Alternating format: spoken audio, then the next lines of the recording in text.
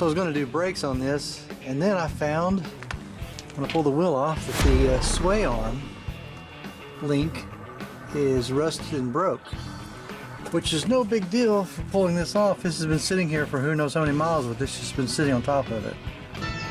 Fascinating. This is part of this link right here.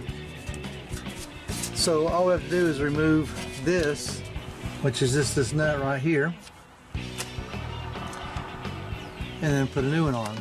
But if you ever wonder what a sway arm does, your suspension is constantly going up and down on both sides, especially when you're in a turn, and that's what it's for. Is if you're in a turn, it tries to keep the vehicle level, if that makes sense. If you're going down the road and you're in a turn, without it, you're going to be at a hard bank, wobbling. But the sway arm tries to keep the body from doing that and keep straight to get you better, to keep all four wheels on the road to get better traction in a turn. Without it, Danger! If you're in a hard bank, that means your two right wheels or two left wheels, whatever way you're in a turn at, are getting most of the traction. The other two aren't, which then could cause the car to actually slide and lose control.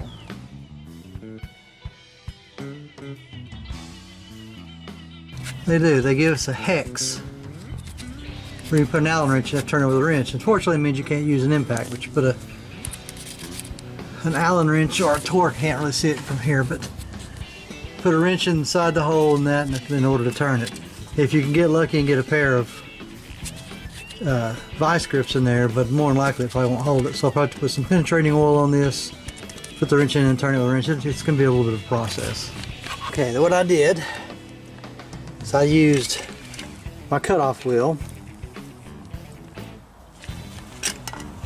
and cut into the nut. I was going to show me doing it, but there was just no way. I was all over. I was in different directions trying to keep the grinding metal off me when I was cutting it. So I just basically cut the nut. If you have a nut splitter, which is like a round device that you can turn, tighten a nut, and it splits the nut. If you have one big enough, and I have one, but I couldn't find it. Don't know what to do with it. So I just cut the nut and then used a hammer and a chisel.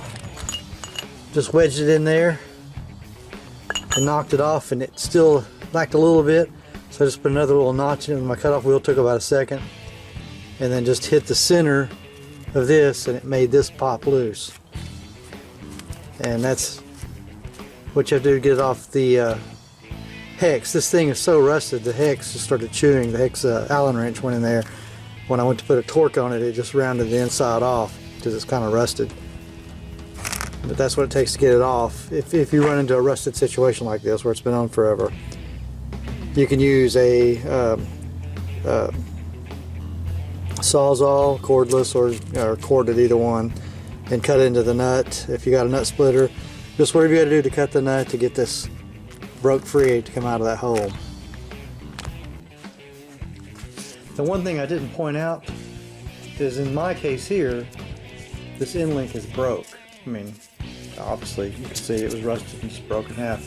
But if you're just needing to change your end link because of the bushings, I mean, you can, if your end link's in good shape, you can just buy bushings, but you got this joint down here that can go bad over time, and it's just better just buy end link kit. But if it's not broken off, then you're going to have some threads stick up here and a nut, and all you're going to do is just I'm not sure the replacement nut was 17 millimeter, but I think it's 14 millimeter on the factory one. But it's going to be 14 or 17 on the nut. But just unscrew the nut. If the nut is really seized on there, you've got a hex part right here where you can put a wrench to help hold it. Although this is solid and it's not going to turn anyways, but it might get you a little extra power on the nut if you put your wrench on here and hold it and just unscrew it. But that's all you've got to do is unscrew it. If for some reason it has to be cut, you can use a Sawzall or cutoff wheel and cut through the up. You got this bushing, then you got the sway arm, and then you got the next bushing. You can just cut right there into that next bushing across to get that off. Don't cut down here because that's going to leave it still stuck on the sway arm if you have to cut it off. Or you can use a nut splitter. on the nut on top to split it open to get it off. Fascinating. Okay, I've set the new one up in here. All I did, new one just consists, same thing, put that stud through the hole in this control arm, put the nut on it. I just run up my fingers, and I just brought the sway arm down to it. You want to ensure that if your end links don't already come assembled or come kind of together like this one did, you put a washer on the stop, and you put your bushings, rubber bushing, you put it on. You can just run your control arm down to it.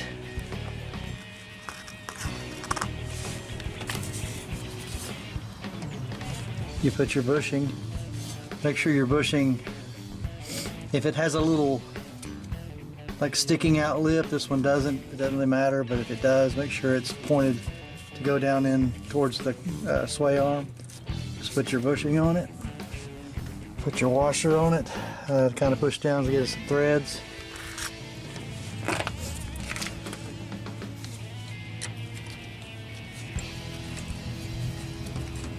And start getting it threaded.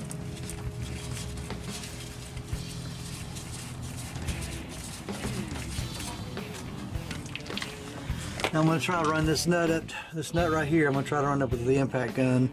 If not, you'll have to use a 6mm Allen wrench in the hex part there in the stud, and a 17mm wrench on that nut. The impact gun run up there to tighten. And correction, this replacement nut is a 19mm. And the top nut is now a 17. I think it was a little bit smaller. Just tighten it up.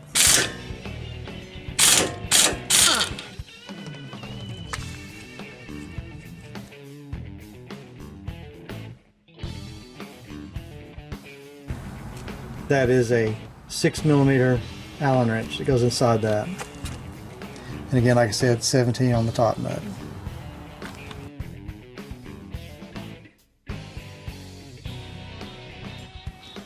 I am not going to tighten it down right now because I can already tell if I do, I will not be able to get it together easily on the other side because the sway arm will be pushed down, and that's going to make everything misaligned. Right now it's just kind of sitting at ease, so it's going to be better to tighten these off once I get them together and tighten both nuts down at the top.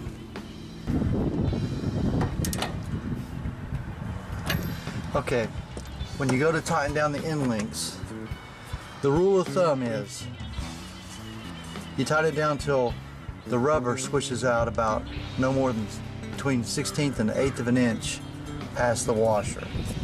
What you can see here, the shadowing out of the way, you can see here on this side here, it's out of it, but now of course here it's in, that's because it's not sitting straight. However, some of these end links, they've already calculated how much it's going to crush, so they'll set it to where you can tighten the nut down until it kind of comes to a stop where it runs out of threads, and that'll set it just about right as well. But these are thread locking nuts, which means they won't back out, so you can leave it once you get the bushing kind of squished out. You're not supposed to squish it so much that it looks like a big flattened out hamburger or something. So if you have it tight enough to where it looks about like this right here, then you're good. Also, since you're changing the end links, inspect your bushings, or the sway arm bushings right here. Now see, these look really good. It's not, the sway arm hasn't pushed its way through because the sway arm bar bushing has a split on one side, which is right here on this one. Sometimes when they go bad and they get too soft, the sway bar will push its way back and open up the split, and it'll rub the bracket, the bushing bracket. But in this case, and I've already looked at both sides, they're perfectly in shape, no rubber chunks missing. So just be sure to inspect your sway arm bushings all the way through. I mean, if you're changing the end links, it's a good time to change those bushings if you think they're bad.